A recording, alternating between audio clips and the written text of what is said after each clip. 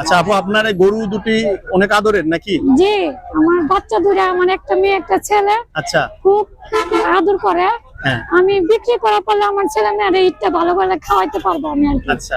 আর যদি না পারে ভাই আমার খুব কষ্ট হবে।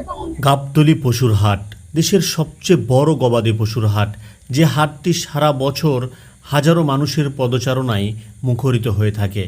দেশি বিদেশি লক্ষ লক্ষ টাকার গরু মহিষের আমদানি হয়ে থাকে কুরবানির ঈদে, যাদের ভিড়ে চাপা পড়ে যায় শাহনাজদের গল্প, যে গল্প হার না মানার, প্রতিবন্ধকতাকে জয় করার।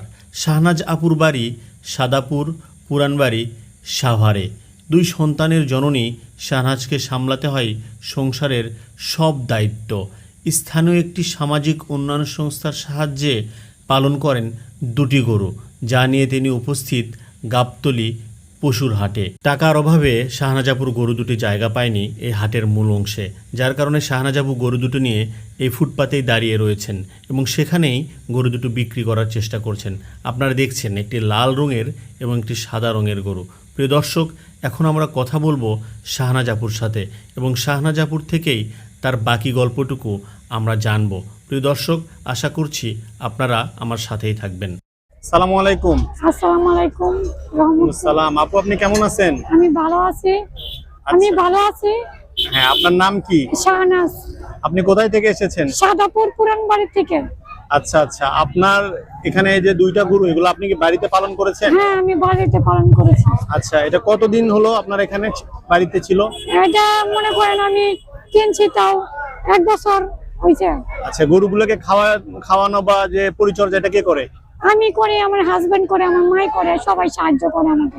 আচ্ছা আচ্ছা আচ্ছা, ঘাস কাইটা দিলে আমি বগলে দিতে পারি। আচ্ছা গোবর তুলতে পারি, ঘর ঝাড়ু দিতে পারি। আচ্ছা আচ্ছা, আপনি কি এর আগেও গরু পালন করেছেন না এটা প্রথম? না, আগেও করছি। আচ্ছা, এই দুইটা গরু আপনি কত দাম চাচ্ছেন? এই দুইটা আমি 1,40,000 চাইছি, 1,30,000 অথবা 1,20,000। আচ্ছা, এই প্রথম যে সাদা গরুটা আমি দেখছি, এটা কত চাচ্ছেন? এইটা 50 চাচ্ছি। 50 65,000 চাচ্ছেন? হ্যাঁ। বিক্রি করবেন কেমন দাম হলে? আচ্ছা, ওনারা যেটা বলছেন যে 60,000 বা 65,000 ওনারা চাচ্ছেন, বাট 55 হলো বিক্রি করবেন। আসলে ওনাদের ছোট গরু। আর পরে যে লাল যে গরুটা আমরা দেখছি, হ্যাঁ, এটা কেমন দাম চাচ্ছেন? এটা কেমন দাম চাচ্ছেন আপু? যে দর্শক, আপনারা দেখছেন শাহনাজ আপু আসছে, ওনার সাথে আমরা এই গরুটার সম্পর্কে জানবো। এটা কেমন চাচ্ছেন আপনি আপু? এইটা ওই যে কত জানি চাইছো? হ্যাঁ, 80,000। 80,000 চাচ্ছেন? বেচবেন কত হলে? বেচবো ওই যে বললাম না, দুইটা 1,20,000 অথবা 1,30,000। এটা আলাদা করে বলেন, এটা কত? 75 বা 75,000 হলে উনি বেচবেন, এরকম বলছেন। প্রিয় দর্শক, আসলে গরু দুটি আকারে ছোট হলেও দেশি গরু। ওনারা আসলে শারীরিকভাবে একটু প্রতিবন্ধকতা রয়েছে, তারপরেও সব বাধা উতরায় উনি কষ্ট করে গরু দুটি পালন করেছেন। আপনারা চেষ্টা করবেন একটু বেশি দামেই কেনার জন্য। আচ্ছা আপু, আপনার এই গরু দুটি অনেক আদরের নাকি? জি, আমার বাচ্চা দুটো, আমার একটা মেয়ে একটা ছেলে। আচ্ছা, খুব আদর করে। হ্যাঁ, আমি বিক্রি করা পারলে আমার ছেলে মেয়েরা ঈদটা ভালো ভালো খাওয়াইতে পারবো আমি আর কি। আচ্ছা। আর যদি না পারে ভাই আমার খুব কষ্ট হবে। আচ্ছা আচ্ছা, আপনার এই গরু দুটো বিক্রি করে আপনি কি করবেন? এই দুইটা বিক্রি করে পোলাপানের কিছু মার্কেট করবো, চাল ডাল কিনবো, আর কিছু থাকবো, আবার আমি পরবর্তীতে আবার কিছু গরু কিনবো। আচ্ছা আচ্ছা, টাকা দিয়ে। আপনার কি ভবিষ্যতে গরু পালন করার ইচ্ছা আছে? হ্যাঁ, আছে। আপনি এই যে হাটের ভিতর দেখছেন যে সবাই অনেক বড় বড় গরু পালন করছে, আপনার এরকম স্বপ্ন আছে? আছে ভাই, কিন্তু আমার তো মন ক্যাশ নাই। আচ্ছা, মনে করেন এটি আমাদের দিচ্ছে যা অনুদান, আচ্ছা, বুঝছেন? আরে বিদেশি ফান্ডে থেকে ওই ভাইয়ারে দেখলেন, হ্যাঁ, ওই যে হুইলচেয়ার নিয়ে বসে আছে, হ্যাঁ, কিন্তু অনুদান দিছিল। আচ্ছা আচ্ছা, এই টাকা আপনার দিয়ে ভাইকে অনুদান দিয়েছিল, সেখান থেকে আপনারা গরু ক্রয় করেছেন। আপনার ভাইয়েরও তো মনে হয় একটু সমস্যা আছে। হ্যাঁ, আর কি আমাকে রক্ত না কি, হ্যাঁ আমাকে বস আর কি আমাদের সাহায্য করে। ও আচ্ছা আচ্ছা আচ্ছা, অনেক ভালো মানুষ, কিন্তু হ্যাঁ অনেক সাহায্য করে আমাকে। উনি আপনার কি নিজের ভাই? না না না, যেমন আপনি আমার ভাই, হ্যাঁ, যেমন সাহায্য করতেছেন তেমন সাহায্য করে। উনি কি গরুগুলো কিনতে সাহায্য করেছে আপনাকে? এইটা বিক্রি করে কি ওনাকে কোনো কিছু দিতে হবে? না, আমার একবারে টাকাগুলো একবার আইনা দিছে। একবারে এনে দিয়েছে, তাই না? হ্যাঁ, আচ্ছা আচ্ছা, আপনার দিছিল 35,000 টাকা, 30,000 টাকা। আর আমি আমার কিছু ছিল, এগুলো মিলে আমি গরু কিনছি। আচ্ছা, তো আপনারা গরুগুলো বাইরে কেন বাঁধছেন, মানে মেইন ভিতরে হাটে? দিছিলাম, হ্যাঁ। ওই ভিতরে টাকা চাই বেশি, কুমটির লোক ভাই করে দিছে, ভিতরেই ছিল। টাকা বেশি চাই? হ্যাঁ, কুমটির লোকে কইছে ভিতরে রাখতে যাবে। কত টাকা চাইছে? কত টাকা চাইছে তা তো জানি না, আমার husband আচ্ছা আচ্ছা, বাট আপনারা রাখতে পারেন নাই জন্যই বাইরে এখানে রাখছেন। এখানে তো কেউ কোনো সমস্যা না করছে না, না? এখানে সমস্যা হয় না। আচ্ছা, কেউ কি দাম বলতেছে এখানে? হ্যাঁ বলে, ও গরু আইতাছে। আচ্ছা আচ্ছা আচ্ছা আচ্ছা আচ্ছা। কুরবানি আমরা দেই স্রষ্টাকে খুশি করার জন্য। আমার মনে হয় শাহনাজাপুর গরু দুটি যারা কিনবেন তারা স্রষ্টাকে খুশি করার পাশাপাশি একজন অসহায় মানুষকে সাহায্য করতে পারবেন। শরীফুল ভাই কেমন আছেন? আচ্ছা, আপনারা এখানে যে আপনাদের দুইটা গরু নিয়ে এসেছেন, এই দুইটা গরু আপনাদের বাড়িতে কতদিন যাবত ধরেছিল? ধরেন যে একটা 2 বছর, আর একটা ধরেন যে ঈদের পরে কিনা। আচ্ছা আচ্ছা, তো এই যে আমি একটু শাহনাজাপুর সম্পর্কে জানতে চাচ্ছি, যে এই যে শাহনাজাপুর যে কিছুটা সীমাবদ্ধতা রয়েছে, তারপরেও তিনি কিভাবে এই গরুগুলোর যত্ন নিতে পারেন? জি, আপনি ধরেন যে এখন কষ্ট করে হলেও লালন পালন করে, ঠিক আছে। হ্যাঁ। আর আমার তো অর্থ সম্পদ নাই, আমার ধরেন যে প্রতিবন্ধী কিছু হেল্প করেছে, আমরা কিছু জোড়া দিই আল্লাহর রহমতে। ধরেন যে এই গরু দুটা কিনেছি, যে আমরা ভবিষ্যৎ তার কিছু ভবিষ্যৎ চিন্তা আছে, যে এই দুই লালন পালন করে ভবিষ্যৎ যেন কিছু করতে পারি আল্লাহর রহমতে। আর ধরেন যে ছেলেবেলি আছে, ছেলেবেলি যেন দুটি ডাল ভাত এরকম খাট আপনার ছেলে মেয়ে কয়টা? দুটা। আপনি কি করেন? আমি কৃষিকাজ করি। আচ্ছা, ভবিষ্যতে আপনাদের কি স্বপ্ন রয়েছে একটু বলেন, যে আপনার ভবিষ্যতে কি? ভবিষ্যতে ধরেন যে আমার আল্লাহর রহমতে ভবিষ্যৎ আমি চিন্তা করছি, যে আস্তে আস্তে সুযোগ দিন আমি যেন আল্লাহ রহমত করলে আমি একটু বড় হতে চাই। আচ্ছা। আমি আস্তে আস্তে খাবার দেবো। শরীফুল ভাই, আপনি একটু আপনাদের ফোন নাম্বারটা বলেন, আপনাদের সাথে কিভাবে যোগাযোগ করতে পারবে? 013 আচ্ছা 01305668660। প্রিয় দর্শক, এতক্ষণ আমরা শাহনাজাপু এবং তার হাজবেন্ডের মুখে শুনছিলাম তাদের বিভিন্ন প্রতিবন্ধকতা এবং তাদের স্বপ্নের কথা।